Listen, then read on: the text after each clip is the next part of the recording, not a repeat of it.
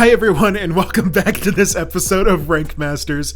My name is Trace, and this guy over whichever way is whichever direction. Hi, I'm Seth. I should be on the left of wherever your camera is recording. So probably your right. It would be this way. Yeah. So we'll figure it out.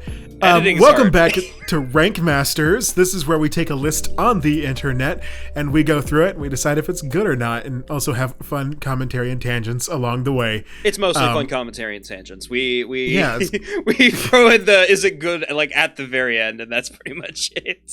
Yeah, I mean, you can get a general vibe on how we feel at the very end of the list on if we liked it or not. Sometimes we'll forget. Who freaking knows? No, I was laughing because I was trying to figure out how we were going to intro this, and I almost, just for some reason, my mind was like, going to say hello, poo-poo and pee-pee heads, which is the most infantile, stupid thing. And we're not calling our audience poo-poo heads and pee-pee heads. I know.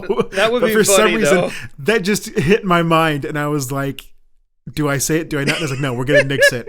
Bad idea. We can't do that. We'll figure out something else. Honestly, straight up, if you'd said that, we would have rolled with it. That would have still been the intro for this episode, so I'm glad you chose not to. I know. We would have gone with it. It would have just been fine. Man, how are you doing today? I wanna get a vibe check. I'm doing all right. I'm a little sleepy right now and a little nasally. I've been dealing with a sickness for a bit. I think the past 3 episodes it might have been obvious. But I've also been kind of nasally, but that's just kind of how I am, especially with the swelling in my nose that exists just permanently. Interesting. We've talked about this. Have we? Yeah, we've talked about it, but yeah, I just have a very large amount of cartilage in my nose. Fair enough. But I don't know what I have. I've just been dealing with something. It's not fun. You might have heard me go I can't do it right now. I can't do it on command. Please don't do it. You might have heard it a few times in the previous episode, and if you did, I'm sorry because it hasn't gotten better since then. But oh well, what are you gonna do? We bab. We struggling sometimes. But anyway, Trace, what list are we listening to today? Why do we? Now you're reading it. I'm listening. Yeah, I'm the one. I'm taking the reins on this one because, well, I've been working a lot, and there's been times when I'm working and I'm like, I'm done with this. Screw this. I want a whole new profession. And so today we're going to be going over the 10 weirdest jobs in the world. Weirdest. Just weirdest jobs in the world, because I want to find a new profession, and maybe by the end of this I can actually find what I want, because apparently the last 3 that I've gone through have disillusioned me to the world of capitalism. Oh my god, yeah. I'm still hoping to find a good job. I'm still hoping that I can make YouTube a job, honestly. I wonder if YouTube's on here though, because it's not quite as weird as it once was to make content into a profession. Yeah, no, that's not really that's not the weird that we're looking for here. Yeah, what kind of weird are we looking for here? We'll get into it. Okay, but not going to give any examples? Wow, tragic. Well, I was about to say, I was like, someone in the radio world, which I have been. I've been a fill-in DJ and actually a full-time DJ for my college stint. But almost every single month, at least, you would get a listing of a job that would come through on your content farm website that you use, and it would be funny job, do you want to get paid to sit on the couch and watch Netflix all day? Here you go. Yes, obviously. Or there would be jobs do you just want to eat a bunch of Cheetos? So yes, I think that's the vibe that I'm getting from this list, but more permanent than just someone that just, because normally those jobs are you do it for a month and then you're done. It's a one-time contract gig. So, yeah, a jidge. So this feels a little bit more permanent. Welcome to the jidge economy. Yeah, the jidge economy, Love which that. You and I both intimately know since we both. Oh god, yeah. I'm still in it. I can't get out. I'm trying to so bad. I wanna either commit to content or commit to psychology. Those are the two worlds that I live in, and I can't find a job in either, and it sucks.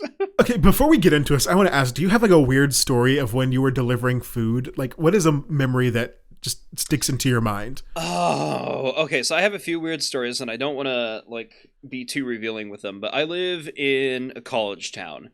Yes. And that should automatically tell you that there's some weird shit going on sometimes in this college town. I think the weirdest interaction I ever had while doing a delivery, because most of my deliveries are just drop it off at the door or take a picture and go. Yeah. I started this job when COVID was in place. And it still is, but everyone's kind of gotten used to the drop at door stuff. But some people still ask you to like hand it to them. So like you knock on the door and wait for them to come out and stuff. Yeah. There was one time where it was very, very clear that they forgot they placed the order and forgot that they asked me to hand it to them. And the reason I say it's very, very clear is because they opened the door in nothing but an adult diaper. Really? Yeah, I wasn't prepared for that. Good for them. I mean, you know what? Sure, embrace whatever you want. What was the age of this person? You preface this with college town, so it was college age. It wasn't like like older, but it was around my age. But I wasn't emotionally prepared to see that at work. That's fair. Yeah, I can imagine. I'm thankful that it wasn't someone I knew, because that would have made it. Because like, I went to college in this college town. Yeah, not only is it you went to college with these people, but also like, and I'm also queer. Spaces, yeah. People know people, and I'm assuming queer because the kinkier side of things usually come from queer folk. It does. Yeah. So yeah, like you could feasibly be worried that you knew this person. I just wasn't prepared for it. And you assume that it's a kinky thing, and I also assume it's a kinky thing because it was definitely like decorated. It wasn't just like one of those medical diapers. It was clearly clearly a kink thing. Yeah, it was there for fun. And I'm just like, either this was someone who like was clothed when they placed the order, or this was planned. But I think I'm hoping that they were clothed when they placed the order. They just forgot that they placed it, and they were getting into the process of having fun when I knocked on their door and said, "Food's here." And that was just, I wasn't ready for it. And apparently hopefully neither were they. I hope this wasn't planned. Why would you answer the door like that, though? I wonder if like they were expecting someone else, like the person that they were planning to have fun with hadn't arrived yet. Oh God! So like they answered the door expecting it to be that person. That's just poor planning if that were the case. With their food. Yeah. Honestly, I wouldn't be surprised if drugs were involved in some way, shape, or form. Because I've delivered to a lot of clients that were drunk or high or something like that, and I think that's fair. Whenever that happens, they tend to be forgetful of things, and they tend to just kind of ignore social norms sometimes. So there's a possibility this person was high, expecting to have fun. There's so many reasons this could have happened. I didn't stick around to find out. Yeah, I wasn't ready for it. Funnily enough, my strange food delivery story is relatively the exact same. Really? Except when they opened the door, they were in like a latex cowboy outfit. Okay. Fair enough. And then I looked back into the room farther, and there was like a bunch of people in really kind of slightly kinky, but definitely more Halloween-esque. Oh, okay. The vibe that I got was that it was like a queer party with like kind of like you were supposed to dress kind of sexy but also kind of funny. Yeah. Because I opened the door and they could see that I was kind of shocked at what I was saying, and then just everyone started laughing, and I was like, okay, vibes are good. This is a good vibed room. That's nice. But I wanted to ask, because this article poses a question. Feeling a bit bored with your job and fancy a change? Why not try one of these jobs out? Sorry, fancy a change after talking about the adult diaper. I didn't even. Come on. I bet that man fancied a big change. Possibly. Who knows? They're probably not everyone's taste, but believe it or not, these are actually real jobs done by real people. No way. Thank you. I would have never believed it. I don't even know what they are. Coming in at number 10 is a professional sleeper. Okay. I is this What, like what do you think? I'm thinking sleep study, because there's a lot of research that needs to be done on like what happens when we sleep, what like how that all happens, and you need to compensate your participants whenever you do sleep studies. So I'm thinking this is someone who just does a ton of sleep studies. They're like the go-to person whenever researchers need to do sleep studies. Is that what's happening? That is a good guess, but no. This is what they say. Okay. A hotel in Finland hired a member of staff as a professional sleeper to test the comfort of their beds. Oh, okay. The individual sleeps in a different one of the hotel beds each night and writes a review about their satisfaction with each one. I guess that makes sense. I could see that argument, because like if you don't have someone like that, you're just kind of reliant on customer reviews, and they're very rarely about beds, and they're very rarely like informative, you know? And once you get a review, it's usually when stuff has gone too far and there's already a bigger problem than what there is. Yeah, so if you hire someone to check that pretty consistently, yeah, that's a good idea. I like that, actually. I wonder, this seems to not be a very popular thing to do, considering they had to go all the way to Finland to get this job. But I mean, I've seen stuff like this, like I said, coming in down the radio wire. Stuff like this happened all the time. Like, you would get someone like, what's a popular mattress company? Like Helix Sleep. You would get Are you just trying to fish for sponsorships right now? I mean, maybe if Helix wanted to. I need a bed, so if you still haven't gotten one, oh my god, dude. No, so if Helix wants to sponsor us, I'm not going to say no. Hey, fair enough.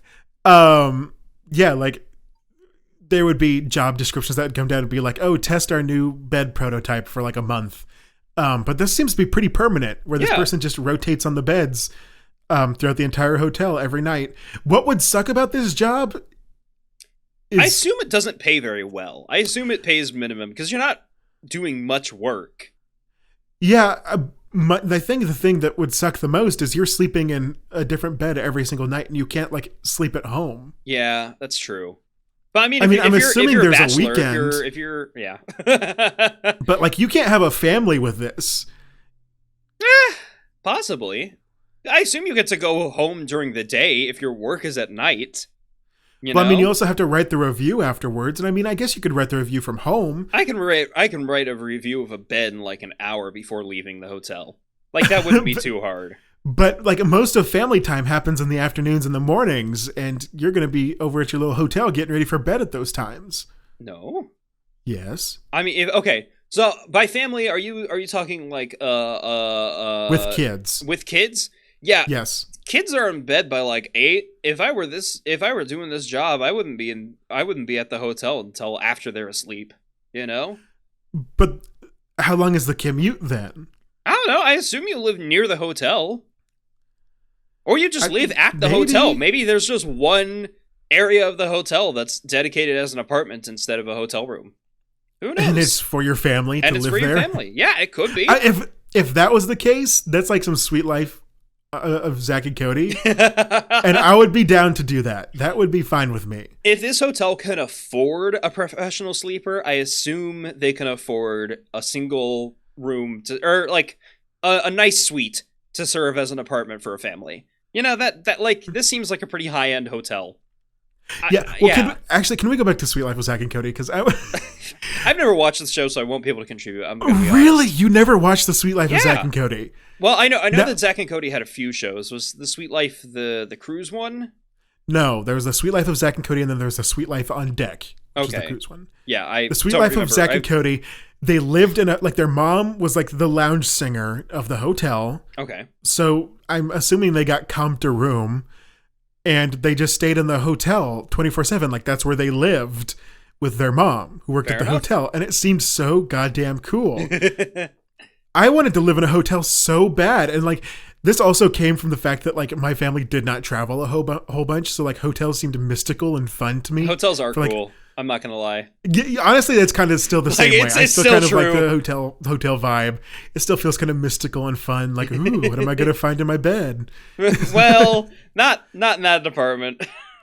I've stayed in some pretty bad hotels, but it just sounded so mystical. So I think I could do this, maybe. I don't know. It would feel weird. Especially like what happens if you want like what if I have a gentleman caller that wants to It just said you sleep in a bed each night. It doesn't say a bed that's only for you. That's fair. You can test the beds by sleeping with someone else. There's nothing wrong with that. You can really test the beds by sleeping with someone else. Yeah. You know what? Possibly. Maybe that's part of the job description is they want you to live in it like someone coming to a hotel would be. And if that's part of the job description, is that very different from prostitution? And is prostitution legal in Finland? Maybe. I don't actually know what the law is. I'm looking this up. Look up if prostitution is legal in Finland. But also, like, I don't know. I feel like that would help with your review, right? Like, had a partner last night, and they also said that the bed was very comfortable both during and after activities. I don't know. That would help with the review. I do agree. And also, like, if my teenage years taught me anything, a lot of porn is shot in hotel rooms. So, I mean, yeah, that doesn't surprise me. It does say that prostitution is not a crime in Finland. You just can't buy or sell sexual services in public places. So you can't be advertising public, basically. Okay, and I wonder if they define a hotel room as a public place, which normally I don't think the law constitutes that as public. If you're hired by the company, I would assume that's company grounds and not public. Yeah, that's fair. Yeah. So yeah, that could be part of the job. I don't know because I am not a professional sleeper. But if that was part of the job, I would say I would actually do this. I would apply for that job if I could do that. This would be a pretty solid job for like a bachelor or someone who just has no family ties. You know, I think that would be fun. Yeah, that'd be cool. I could see that. What's next on the list? All right, coming in at number 9. We have drying paint watcher. What? Drying paint watcher. Yes, drying paint watcher. Okay, this is their exact start to this piece. All right. No, this isn't a joke. Good. I would assume not. Most of the things on this list probably aren't jokes. Or they could be. Who knows? Maybe they're just trolling us. Who knows? They say this apparently doesn't seem to be a wide job description, like, because they specifically say it like this: someone actually earns a living watching paint dry. A man in the UK currently has the job, and he spends his days painting sheets of cardboard to test how long new paint mixes take to dry, and watching for changes in color and texture. Okay, this was one of those, like, I'm assuming most of the things on this list are going to be like testers or research or something like this. This is just, this is like a researcher. This is someone who they don't actually blend the paint themselves, but this is something you would give your graduate student to say, hey, report back to me what this is so we could actually do the analysis and all that jazz. Yeah, I can see that. This job, I think I would go mad. Like, maybe if I could like listen to a podcast or something while I'm also supposed to be watching this paint dry. Yeah, but otherwise I feel like I would go mad. If I can listen to new episodes of Rank Masters whenever they drop every single day that I'm at the job, I'd be down. No, you're not doing it correctly. It'd be like, if I could listen to Rank Masters as they drop every Wednesday at, was it 3 p.m. that they drop or something? A little bit earlier for the audio platforms, but yeah, 3 p.m. for the 3 p.m. Central Time for then I would be set. Yeah. I don't have to be good at these CTAs. I'm just doing them, okay? But yeah, I mean, I don't know. This one, to me, I'm like, this is kind of boring. I don't know why they put this on here. This isn't weird. I know it's abnormal. That's for sure. It's not a common job, given that only one person has it, which is strange because you'd think you'd want I would think that every paint company would want someone like this to do this, or maybe they've just figured out a way to automate this. You know? I mean, it would be. I think this would be easily automatable. I don't know if it would be easily automatable, but I feel like this is a job performed by at least someone everywhere, right? Yeah. Like, it has to be, right? It can't just be the single guy in the UK that watches every single type of paint dry. Yeah. What if it's like he's actually a master at watching it and like he can see the very subtle changes in the way the paint reacts as it dries? Well, if it is only one person, then yeah, What if like superpowers were real, but only in this superpower one is guy? perceiving paint. And his superpower is perceiving how paint changes. I mean, sure, that's fair enough. That is like a job. That is the Superman that we were given. You know what? Sure, good for him for at least having a job. At least put some respect on Paint Watcher Man's name. I'm not disrespecting him. I don't even know his name. Neither do I. Is it listed in the article? No, it is not. It's just a man in the UK. Some guy in the UK. I love that. And I think that he's awesome. You know what? My idol. Your idol is the Paint Watcher. I'm going to get a little picture of him and frame it up and hang it on my wall and be like, I'm going to be like you someday. Aw, love that. I'm going to be like you. All right. Well, okay. Fair enough. Coming up on the next we're one through here. This list. This is going fast. I like this. This is one that I kind of mentioned at the beginning. Oh. And it's full-time Netflix viewer. Hey, you did watch this. Okay. Wait, so you watched this. You mentioned it. I mentioned this. When you mentioned it, it was in the context of like temp jobs that you would get at the radio agency to try and advertise for. This is a permanent one. This is a permanent position as someone watching Netflix. Well, that's what it seems to be. This is what they say. Imagine being paid to watch TV all day. Well, for one lucky employee, this dream has become a reality. A singular one. Netflix has hired someone to watch all of their content before it's available to the public, and their role is to review and assign each program its correct tag. Now, this is where I'm like, it's not one person. I've heard of this. Yeah, this is not... Okay. This is a team of people who do the tagging. Yeah. If it were only one person, that would be absurd, because you know how much content gets uploaded to Netflix? That's crazy. Yeah. So it goes and says whether this helps viewers find exactly what we're after, whether it's a romantic crime movie based on classic literature or a witty talking animal TV show. And I mean, the only witty talking animal TV show that I watch right now is Bluey. Of course. So, but that's over on Disney, so this person hasn't done that. Yeah, tragic. I mean, hey, Disney could have people like this too. I assume Disney has a team like this too. Because you have to tag it somehow.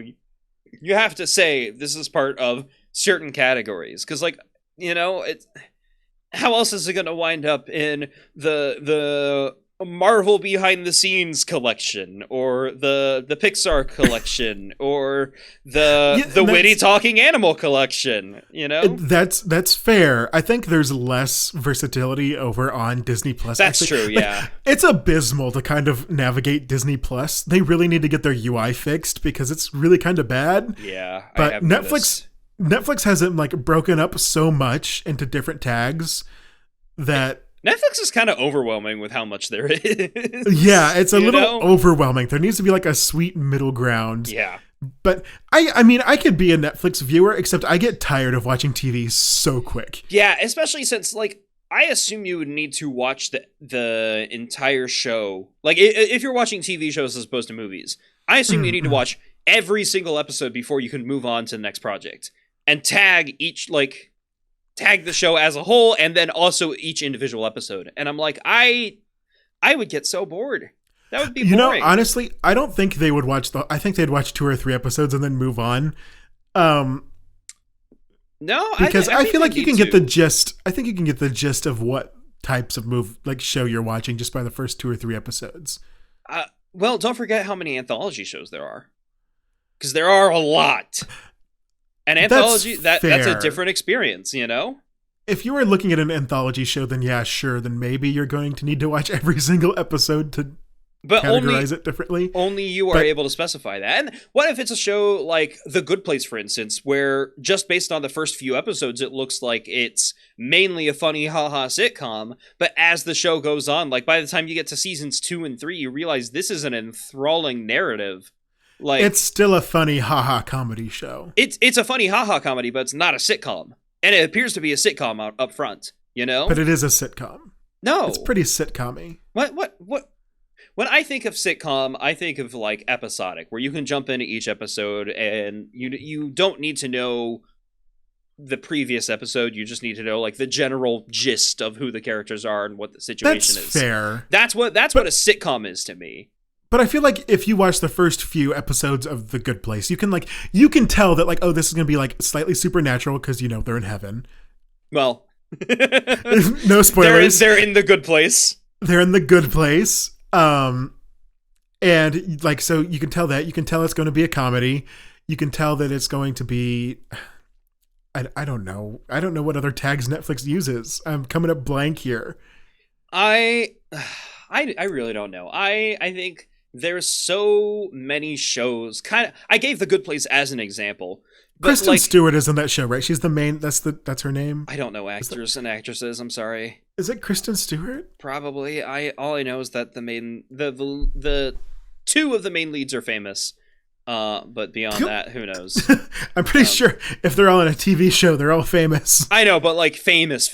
Like they were surprised they got them on a TV show of all things, as opposed to Kristen Bell. That's her name, not different Kristen Stewart. I was like, that doesn't seem. There's too many right. famous Kristens. Damn it! But for some reason, I'm thinking Kristen Stewart, but Kristen Bell. Okay. Maybe that's just a category. It's just the Kristen Bell category. The Kristen category. The Kristen Bell category. No, not even Kristen Bell. Like, you've got Kristen Stewart and you've got Kristen Bell. How many other Kristens are there? You put all of them in a category. It's the Kristen category. The Kristen category. And, like, it's a very nice. You can just go through it and you can get all your daily dose of Kristen that you need. Interesting way to phrase that, but yeah. But yeah, no, going back, like, I couldn't do this job. Because I get bored, exhausted watching television. Yeah. Like, not even bored, like, exhausted. Because, like, I don't know, and maybe this sounds pretentious, but when I watch a show, like, I am watching it fully. Oh, yeah. I need to pay 100% attention. I can't have my phone out or something I can't say 100% attention because I always have my phone out. But I do, like, get all of the details that I can. Like, I get as much as I can from the details, but I always have to have my phone out. But it's exhausting because like I am taking in all those details and I'm formulating in my head constantly like, oh, what's going to happen next? Where is this going? What does this mean? I really overanalyze everything that I watch. And so it gets exhausting. By the end of the show, I'm like, God, I can't do this again for another like 2 weeks. And I usually end up watching YouTube, which is a very non-committal type of entertainment that I don't feel like I have to overanalyze because someone can just, I don't know, read off a list on the internet to me and it can just be good content. Okay, who does that? I need to go subscribe to that. That sounds like a fun show. I don't know. It sounds like a bad fucking concept. What? No, tragic. All right. Speaking of lists, what's next on the list? Coming up next, we have at number 7, Train Pusher. Train Pusher? If you think the London Underground is bad, you should see the trains in Japan. The Oshiyas, I think, I don't know, are hired to help cram as many people onto a train as possible by pushing them from the outside until the doors will close. I see. So they don't push the trains, which is what I thought you were saying. They push the people onto the trains. How the fuck do you push a train? No, you push the people onto the trains. Okay, that makes sense. No, see, actually train pushers are commonly mistaken for train pullers. And it's like, don't you know when really rich people have trains, but they don't want to, like, they miss the human agony Oh, god damn it. element to it. So like they attach them all to a train and that way they just get pulled by all these people. Yeah, clearly. But that's different. This is train pushers. Is train pushing. Yeah, where people are being pushed onto a train. I could see the need for a job like that. That seems important, actually. Because there's a lot of people that take the trains, especially in Japan. Japan, like, trains in Japan are the main method of transportation. Have you seen the videos, though, like, of people doing this? No, there's videos? Like, it's really bad. Like, it seems to be a kind of a problem in some places. Like, they are crammed in there. I'm not surprised. To an almost unsafe degree. Yeah.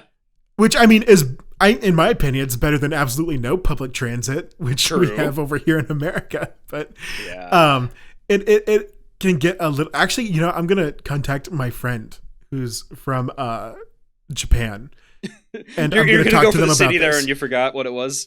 Forgot which city? Yeah. Yeah. Well, I can see that thought process in your head, yeah.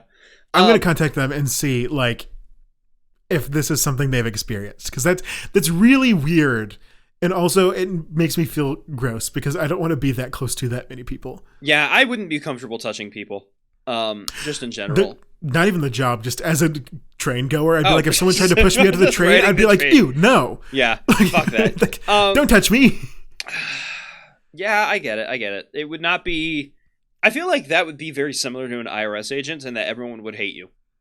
Like, it would be very draining on the soul to be hated by that many people for being a train pusher.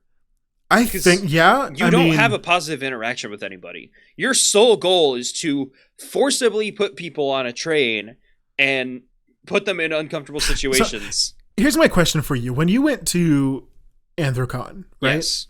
Yeah. Were there people there at the elevator, like directing you on and off? I did not take any elevators. Okay, so then never mind. Okay. So I would not know. Because some of the conventions I've gone to, what they've done is like they'll have someone there like telling people if they can get on or off the elevator. Okay. And they have to very specifically like weigh it out because the elevator will break down if they put too many people on the elevator. I mean, yeah, the weight limits exist for a reason. And people can't be trusted to do that themselves because all of them are just rushing and being angry and want to get up to their rooms. Yeah. So if they didn't have those people there to like kind of do the opposite of a train pusher and like get people to be like, no, this one's full. You can wait. I feel like all of the elevators would be. So I'm relating it to that. I think this is a very important job, probably. Yeah. But also, like, maybe there's another option to make it to where, like, you don't have to completely pack trains like sardines. But I think that would have to be, like, a major cultural change as opposed to... Oh, absolutely. It would have to be a shift. And I am not saying start driving cars. That is the opposite of a solution. Hire more trains. Yeah, there are trains sitting out there right now without jobs, and you're telling me you couldn't hire another train? Yeah. Despicable. I love that. What if instead of trains, we just use roller coasters to get everywhere? That would suck. I hate roller coasters. It would make the wait much more tolerable for people. The last roller coaster I went on was Mount Everest at Disney World. Really? Yeah. That was the last roller coaster I ever went on, and because I really didn't like roller coasters to begin with, but my friend somehow convinced me to get into the line of this roller coaster, and obviously you wait in this line for like 30 to 40 minutes. Fair, yeah. And so by the end of it, I'm like, I waited in that line, I'm getting on this ride. But the problem was I got on, and back then I still had a big belly, and so when they went and pushed it down, they didn't push it to where it clicked so that it came back up a little bit. So I felt like the entire time that I could fall off at any moment, which probably I couldn't. It just felt that way. Yeah. Because it felt a lot looser than what I thought it should be. That is a scary feeling when it terrified. doesn't click. I'm not as large as you, but I have had experiences like that where it doesn't click and it does click for everyone else around you, and you think, oh, it needs to click to be secure. That's not how it is. The click is for something else. I'm not 100% sure what, but you are still secure even if it doesn't click. But it does ruin the experience if you feel like you're not. You know, that's terrifying. Yeah. Because like it did not feel secure enough. Like I was just like, I'm gonna fall out of this. I'm gonna fly and I'm gonna die. Yeah. It wasn't fun. Oh my god, yeah. Coming in at number 6. Unless you have more to say, I'm ready to move on. We've talked about train pushers. A roller coaster experience, but I already forgot. Oh, go ahead. No, I already forgot. I was just gonna say I like roller coasters, and I'm more interested in like the theory of roller coasters and like the history of them than I am actually writing them. Oh, I watch Defunct Land all the time. Yeah. Okay. Like. There's Defunct Land, and there's another YouTuber that I watch. I don't remember the name. Theme Park Crazy. That's who it is. He does like a whole bunch of top 10, top 20 lists, which we might have to review at one point in time. But they're all specifically around things related to theme parks. Like, what was his recent one he did? He did one recently about the top 20 animatronics on Interesting. Yeah, okay. And it's cool. He included like that Spider-Man flying one, which I think is really fun.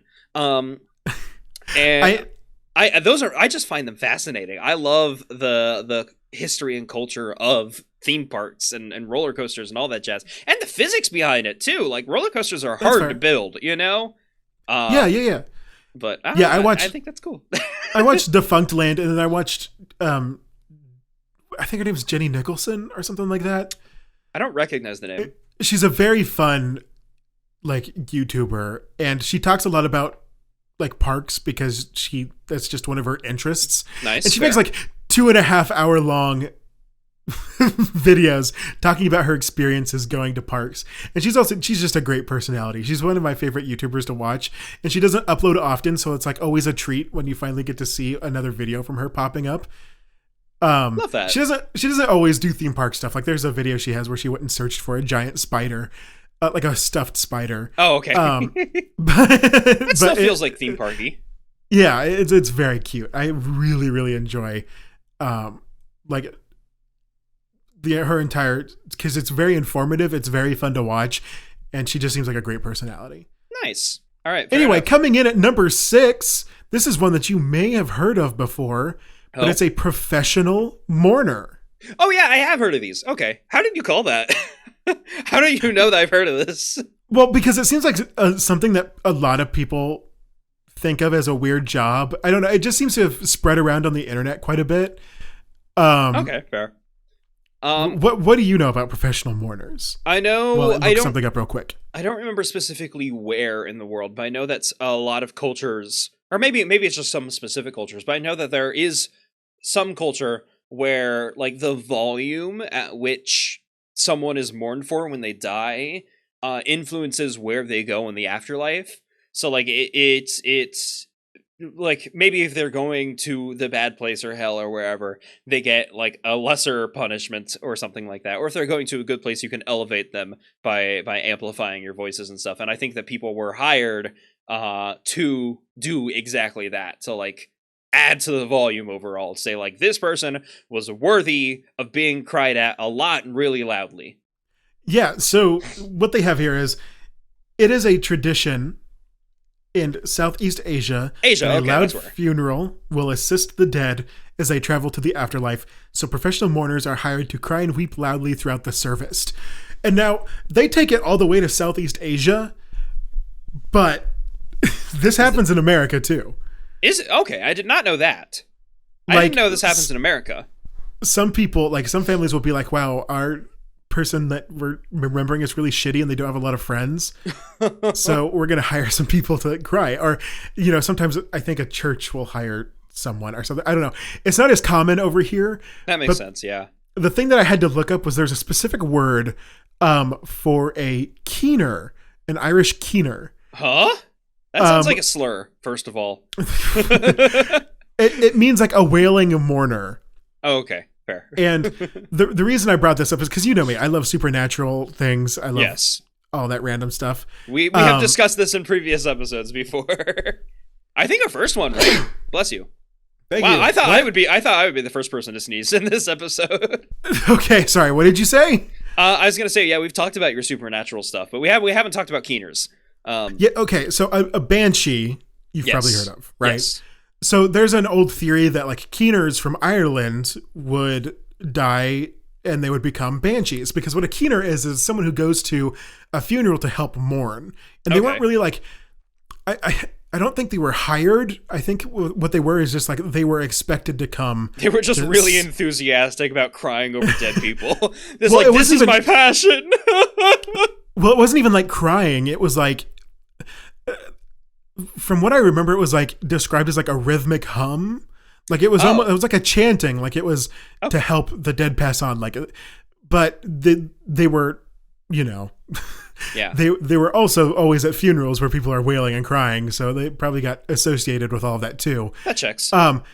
But yeah, and I mean, I also think banshees are cool because they say that they follow like the big noble houses of Ireland, and I'm a part of one of those technically. Hey, nice. So I'm like, hey, when I die, a banshee will, you know, signal my death, which is, I don't know, cool, I guess. If you want me to scream for you at your funeral, will you be my keener? Will you like show up with like a few of our friends and like start rhythmically humming? Yeah, sure. Like you'll start humming, "Let me do it for No! you." No! I will never do that! No! If you missed our last episode, we did end off talking about this, and if I remember, you just absolutely hated it. I hate that. We talked about it a little bit in between. I think after that last episode ended, because you really wanted to know why. Why did you bring this back? Why did you bring that back? I hate that because song. I was trying to think of so much. I was trying to think of what you would keen, you know? And I was like, that's the first song that popped into my head. So I'm sorry. I'm sure you are. I'm mad. I'm mad at you. Now I'm not coming to your funeral, you know? Wait, you have to be my keener. Now I'm determined to die before you, so you have to come to mine. You're my little keener. No! It does kind of sound like a slur now. It sounds like a slur. that did make it a little awkward. Yeah. But anyway, banshees are cool. I wish more people would know about them. From what I listened to a podcast recently, and they're like, "Oh, we thought banshees were like these big monstrous things," and I was like, "No, they're not like really. No, they're women usually that like they like wail to signal the death of someone. They're not like big monstrous things that come and attack people. No, they're normally just that's definitely there to herald the death." Thing. I think some elements of pop culture have definitely turned banshees into like monsters and stuff. But yeah, they're and it's sad because banshees are cool, and I mean I like them a lot more because I am, like I said, a part of one of those noble families of Ireland, one of the very lesser ones. But we stand in the presence of royalty, y'all. Like you do. I'm not gonna lie. I'm pretty damn royal. Yeah, I say we stand, but. Honestly, neither of us are standing, and how many of our listeners do you think are standing right now? If you're standing while you listen to this, haha, get fucked. If you're standing, make sure you leave a like, and if you're sitting, make sure you comment. And most of them can't comment. Most people are not listening to this on YouTube. They're mostly listening on the other platforms. Leave a review is also commenting. Yeah, true. Just reach out to us on I don't know, one of our platforms. Trace has a Twitter. I don't have a Twitter. I have a Discord server for my YouTube channel, but that's not the same. That's different. Should we make a Discord server for this podcast? We'll discuss that later. We'll discuss that later. Discord. Okay, a Telegram chat or something, whatever. No, we won't even make a Telegram chat because that doesn't seem right either. Yeah, you're right. That does seem weird. We'll Telegram is like exclusively for furries and NFT and people. alt-writers. Yeah, and I don't that's a weird like combo.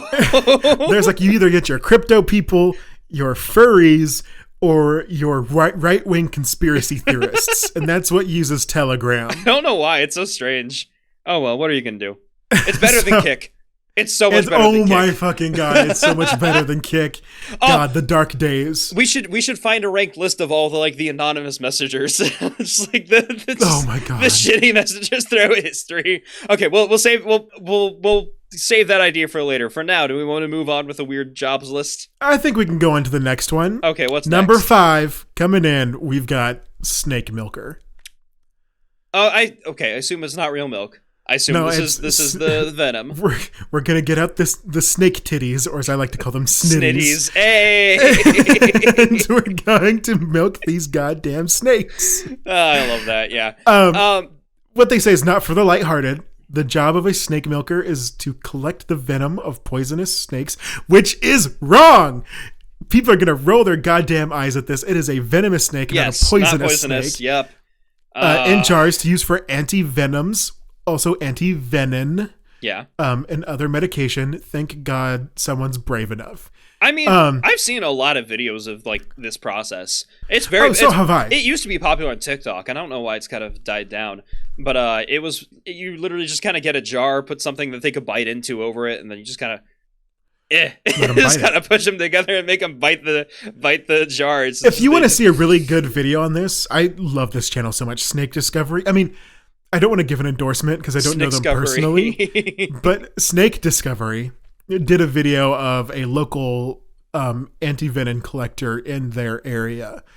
Okay. And it was very informative and very cool. And they went through because they also did it for tarantulas and other venomous species as well. They also did it for the Gila monsters, which was very funny to watch. I've never heard of that. What's a Gila monster? A Gila monster, like a beaded lizard. Oh, okay. When I was a kid, I was horribly afraid of being bit by a Gila monster, and they were nowhere near me. Is that? I saw them so much in pop culture that I thought I was going to die from everyone else's sand pit that they talk about. I was definitely afraid of Gila monsters, and they're not even that venomous. They can I think they can cause some necrosis. but like it's not that common, and they really have to chew on you for a while to do that. So I don't know. It bothered me a whole bunch when I was a kid. And sorry, I cut you off. Were you about to say something? I was just about to ask if that was the one spelled Gila, because I've always heard it Gila and not Gila. I assume you're pronouncing it correctly. Yeah, I mean a lot of people call it a Gila monster or a Gila monster, but I'm pretty sure it's Gila monster. Makes sense. And I just searched it up because I was doing that research while you're talking. It says that though a Gila bite is extremely painful, none have resulted in a reported human death. So yeah, exactly. we have no I don't know what it was about Animal Planet and other pop culture when I was a kid, but they were convinced that these things were going to kill you.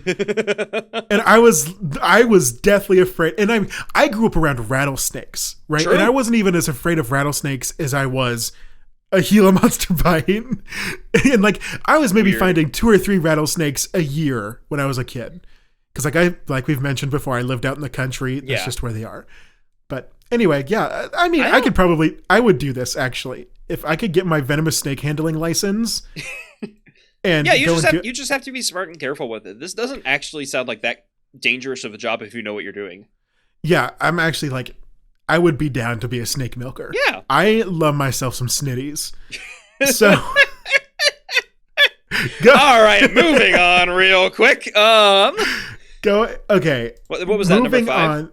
That was your number 5. So now we're on the downward trend. Number 4, we've got dog food taster. The dog food tester's job. Is it tester or taster? They call it dog food taster in the main title, but then they say the dog food tester's job is Please tell me they just misspelt it in the title.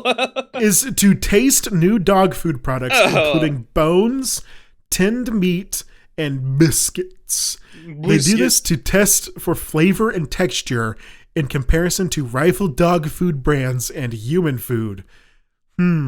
Tasty?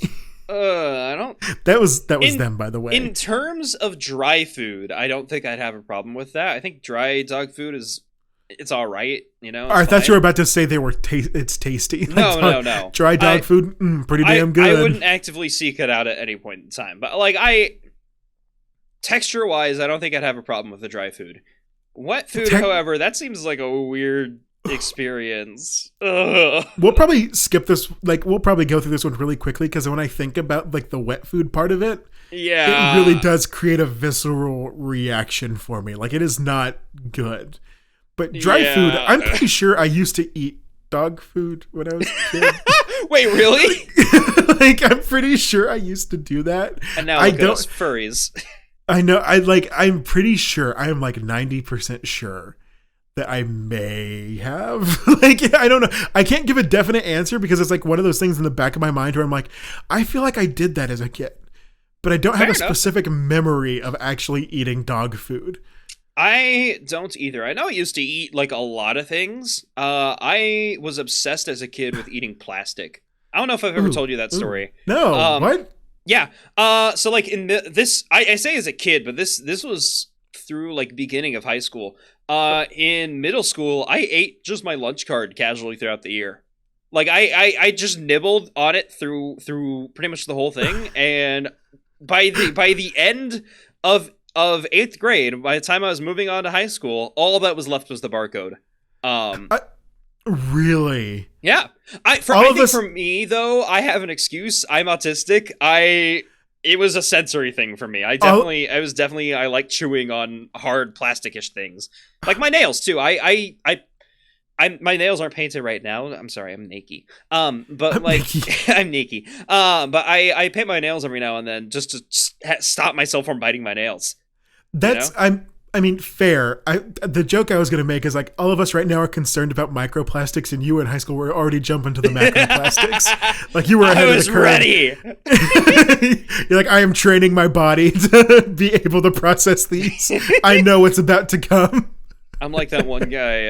I'm like that one guy from The Princess Bride. It's like I get myself used to poison, you know? Yeah, you're ready. I'm ready. Out there, you're doing it. I used to chew on things all the time, but I never eat them. Yeah, I would swallow. Whenever I would get a piece of plastic that I could, you know, just swallow. Yeah. Interesting. Yeah, we're gonna skip. Like, I get it. Dog food taster, probably a good job. The hard food would be all right. I assume this would have to be high paying for anyone doing the wet ones. The wet ones. Number 3 to get out of there because let's move on. Number 3 is odor judge. Okay. What do you think this is? Please tell me this has something to do with like candles and like Febreze and all the fragrance type things. In order to test the effectiveness of new products, odor judges are hired to smell volunteers' breath, feet, and armpits. They make sure their judgment is accurate. The members of staff have their sense of smell tested monthly. And then they give a stupid joke. Let's hope these products are doing the trick for the judge's sake. Oh, God. Where are all the people that are into Musk? I have found your job. Well, no, because like the purpose of this is someone who hates Musk. You're right. You're right. This has to be someone well deodorized armpits. You know, you'd have to find the people who are like, if you are not like the cleanest person alive, no go. Yeah, like you have to find the people who are just revulsed by any type of body odor. Okay, so maybe not revulsed. I don't know. If you're revulsed, then you could probably really easily tell when someone's effectively covered up their gross. That's true. That's true. Yeah. But also, can you imagine being the person being smelled? Yes. I feel like that's the weird. You were ready for that answer, were you? I feel like that's the weirder job, is having to put this on and then the other people smell you. That feels more vulnerable than being the actual person smelling. It does feel very vulnerable, yeah. Imagine what were the areas? So you said breath, pits, and feet, right? Yes. So it doesn't include junk, at least. I'm glad that's the case. Yeah. Imagine going in and like having to take off your shoes, and this man gets his nostrils all up on your pinky toe, and like you just have to sit there and hope that the product worked. I mean, there's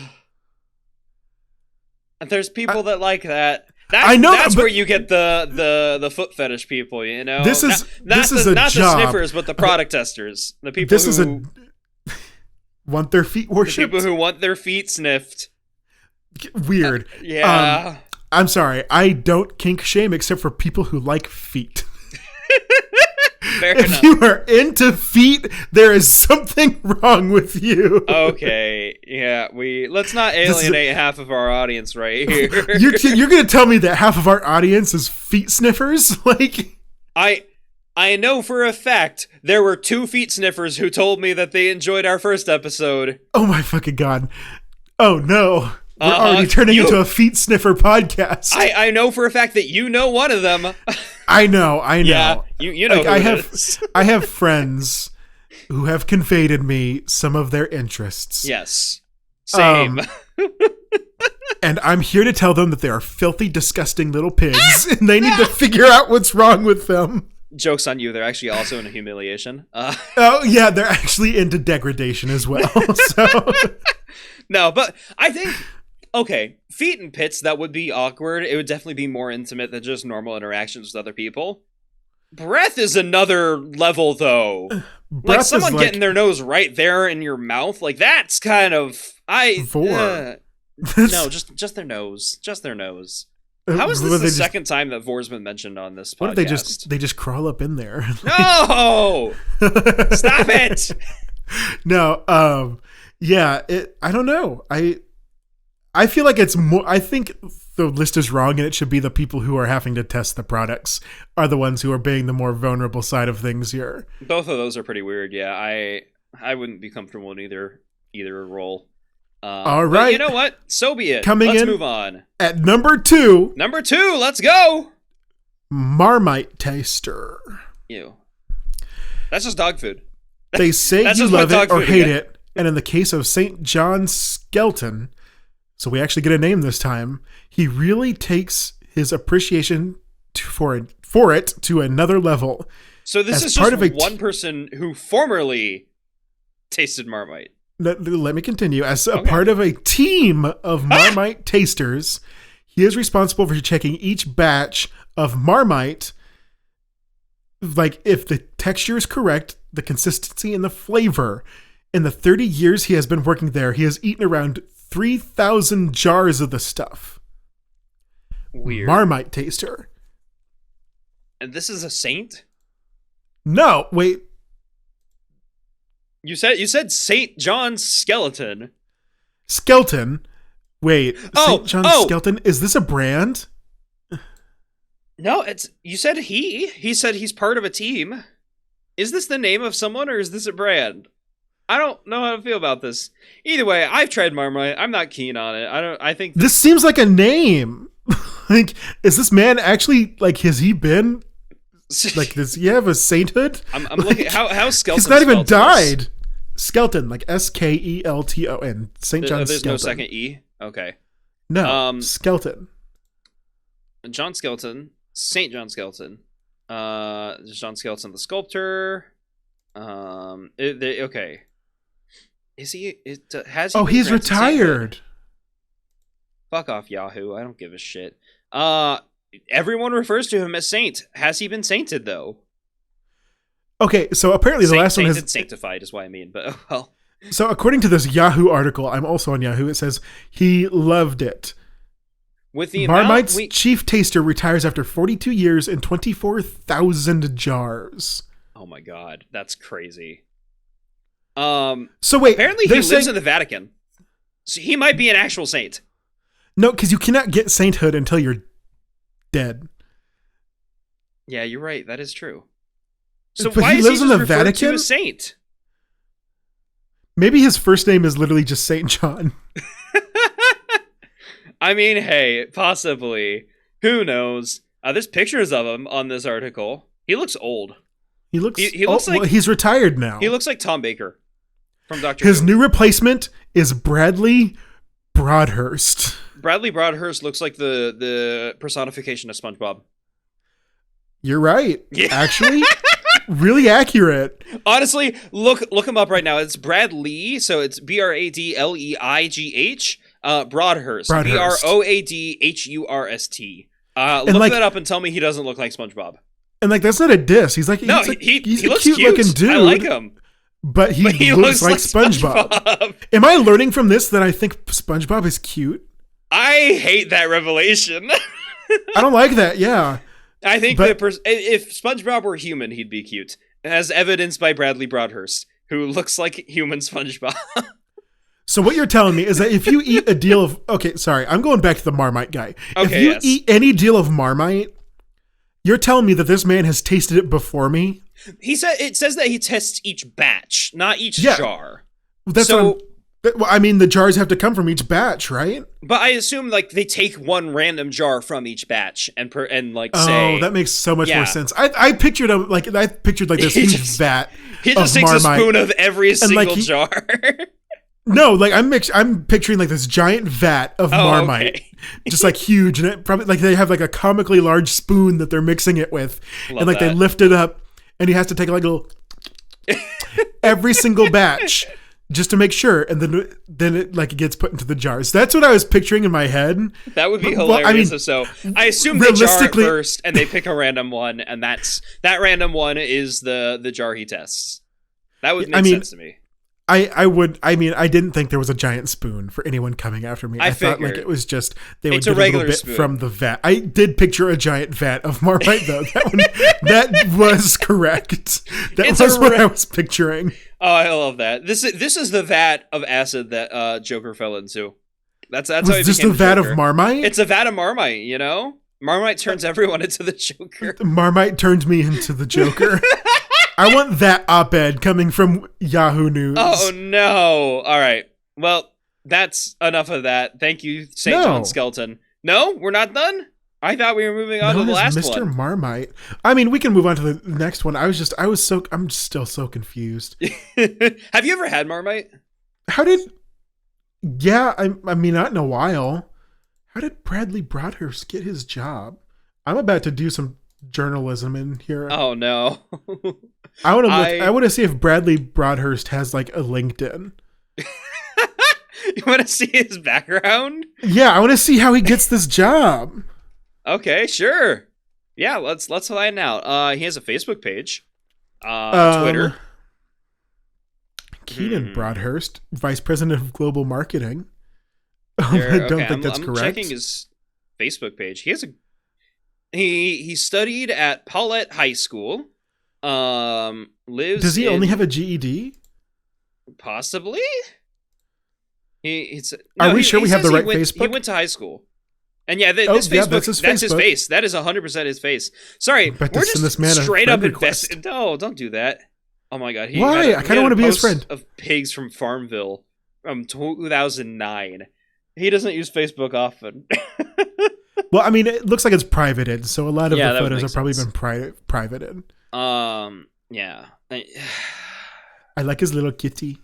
He does have a cute cat, yeah. Okay, do not look up this man on Facebook. Do not bother this man.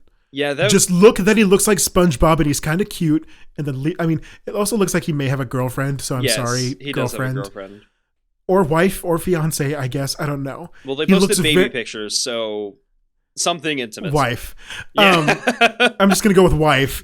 I don't know. He seems like a good guy, I guess. Sorry, SpongeBob man. I didn't mean to stalk you on the air. This is such a weird tangent. I was not prepared for this.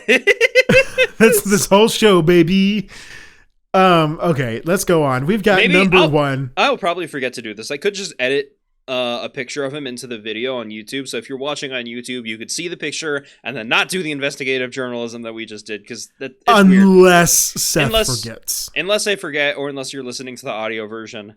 I don't know. You can join my Discord. I'll post it there probably. Coming in at number one. Number one. What's the number one? Number one, scuba diving pizza delivery man. Huh? If the fact that there's an underwater hotel in Florida isn't bizarre enough to add on to that, they have a scuba diving pizza delivery man who supplies them with pizza by carrying them through the sea in a watertight case. What service? Okay. As someone who has lived in Florida, I don't think I've ever heard of an underwater hotel. I think is it the scuba one that they're talking about? Does it list a name anywhere? Does it have like? No, it doesn't. This article just says kind of underwater cakes, hotel. but... Yeah. I am. This is certainly the weirdest of the ones we've on the list for sure. It's very weird, but I think it's of like the. Oh my god! I literally just Googled underwater hotel, and the first like 5 results are the top 9 best underwater hotels in the world. I think we know what our next list is. No, let's go like rank the underwater hotels, baby. We would have to go and stay at those hotels, in my opinion, for us to adequately rank those hotels. Nah, we could just get pictures. Let's rank their advertisements. So this looks like it's coming from the scuba one that I'm thinking of. So specifically, Sophia Nygaard on YouTube. I'm just gonna shout out a bunch of YouTubers apparently that are much bigger than us. Yeah. Sorry, let me shout out one more. Very fantastic, ODISeth. Check him out on YouTube. Thank you. But Sophia Nygaard used to work at BuzzFeed. Now does her own thing. Makes some of the best videos on YouTube ever. She and her husband went to this hotel and did a whole entire video about it. So if you want to learn more about the underwater hotel, go and watch that video, because it is actually very interesting and very fun to watch. So is it focused around scuba divers then? I would assume so. You have to scuba into the hotel, yes. Okay. Yeah. So like you have to get all scubaed up and then go in. Like what they'll do is they will pack all of your luggage into like watertight cases. That's hilarious. And one of their own like in-house scuba divers will follow you into the pod and like they will tell you everything, and then you'll go back. And the best part is like you do not have to get pizza.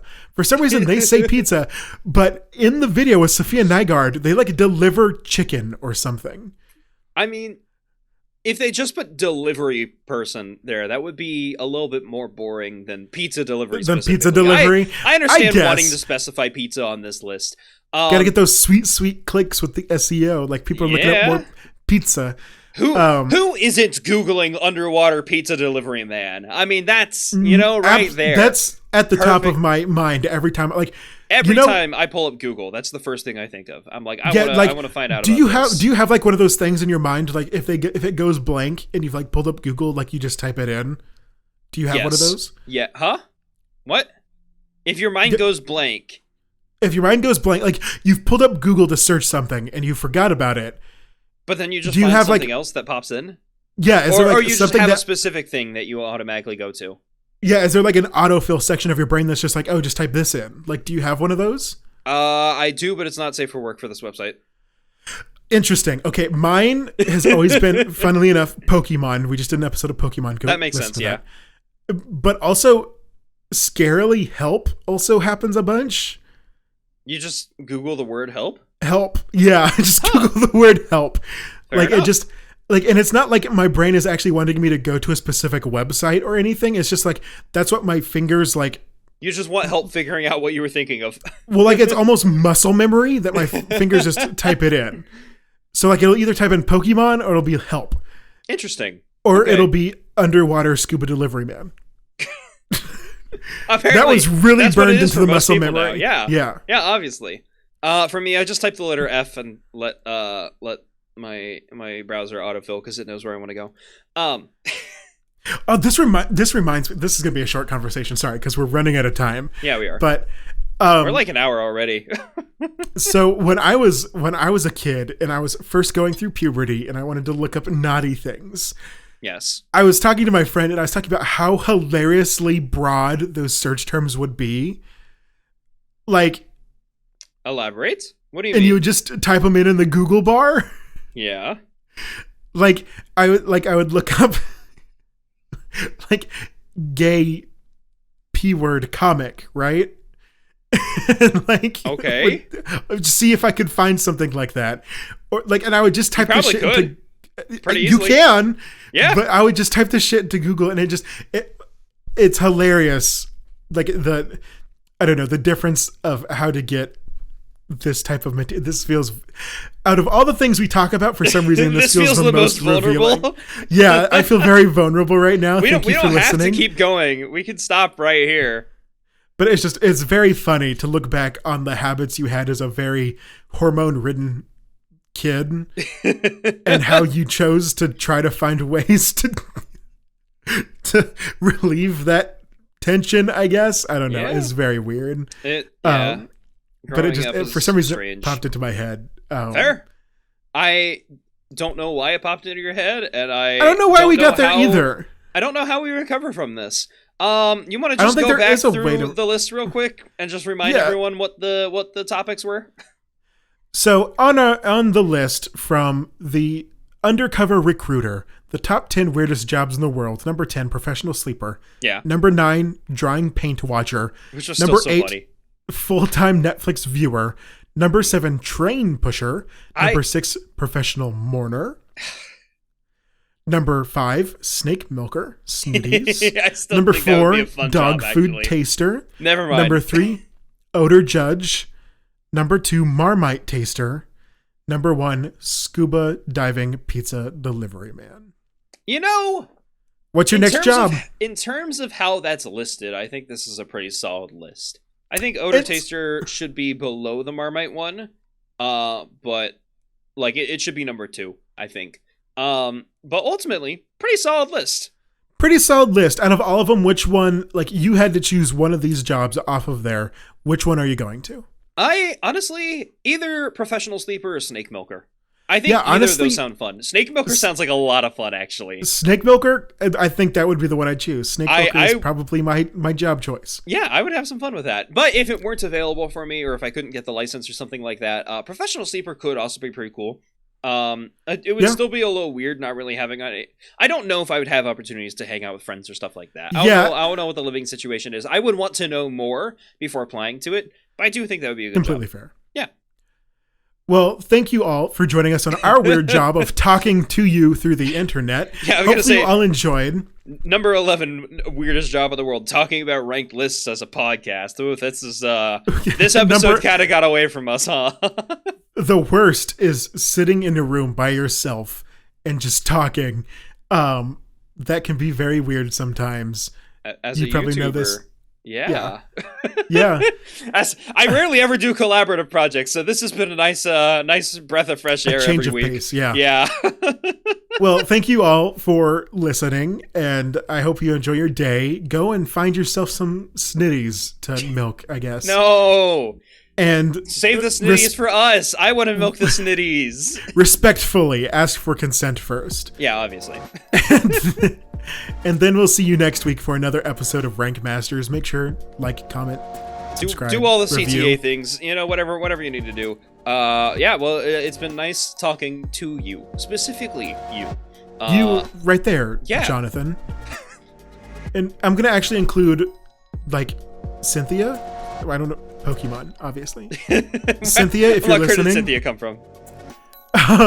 Jonathan and Cynthia specifically, you two, thank you so much for listening. Everyone else, fuck you. I'm sorry. Yeah. And especially you goddamn filthy feet people. Thank you so much for listening. Why was okay? Fair enough. Bye. Goodbye. Bye.